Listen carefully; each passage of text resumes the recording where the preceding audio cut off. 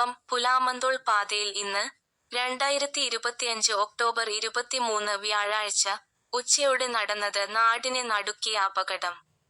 അമിതവേഗത്തിൽ വന്ന കാർ ഒരു ജീപ്പിനെ ഇടിച്ചു തെറിപ്പിക്കുകയായിരുന്നു.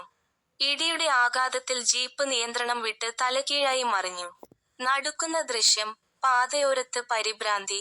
അപകടസ്ഥലം കാഴ്ചക്കാരെ ഭീതിയിലാഴ്ത്തുന്നതായിരുന്നു. പൂർണ്ണമായും തകർന്ന നിലയിലായിരുന്ന ജീപ്പിന്റെ അവശിഷ്ടങ്ങൾ പാതയോരത്ത് ചിതറിക്കിടന്നു.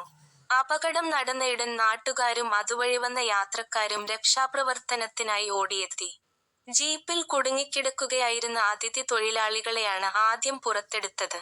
റോഡിൽ ചോരത്തുള്ളികൾ കണ്ടതോടെ നാട്ടുകാർ പരിഭ്രാന്തരായി. പരിക്കേറ്റവർ ആസാം സ്വദേശികൾ.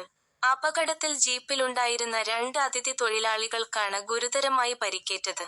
ആസാം സ്വദേശികളായ മുഹമ്മദ് റിബൂൾ ഹുസൈൻ, 22, ഖലിലുൽ റഹ്മാൻ, 29 എന്നിവരാണ് പരിക്കേറ്റ് ചികിത്സയിൽ കഴിയുന്നത്.